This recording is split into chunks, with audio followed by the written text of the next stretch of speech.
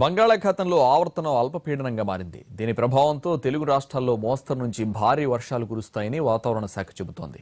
మరోవైపు కోస్తాంధ్రపై ప్రభావం ఎక్కువగా ఉంటుండటంతో అప్రమత్తంగా ఉండాలని హెచ్చరిస్తోంది.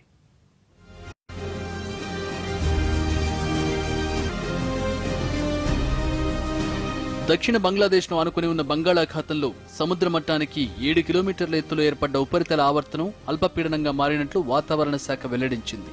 దీని ప్రభావంతో రుతుపవనాల్లో కాస్త చలనం ఉండొచ్చన్న అంచనా వేస్తోంది.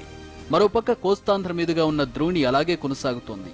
దీనివల్ల రాగల 24 గంటల్లో తెలుగు రాష్ట్రాల్లో పలు చోట్ల తేలికపాటి నుంచి మోస్తరు వర్షాలు కురిసే అవకాశాలున్నాయని వాతావరణ అధికారులు చెప్పారు.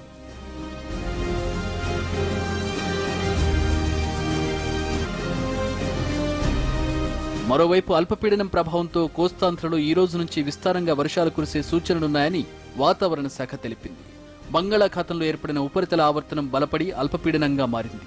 ఈశాన్య బంగాళాఖాతంలో ఉన్న ఉపరితల ఆవర్తనం దిశ మార్చుకుని వాయువ్య వైపుగా వచ్చిందని, ప్రస్తుతం పశ్చిమ బంగా తీరానికి దగ్గరలో ఉన్న ఈ ఉపరితల ఆవర్తనం అల్పపీడనంగా మారినట్లు వాతావరణ అధికారులు తెలిపారు. పైగా ఇది సముద్ర మట్టానికి 7.6 కిలోమీటర్ల ఎత్తున ఏర్పడడంతో భారీ వర్షాలకు అవకాశం ఉందని అంటున్నారు.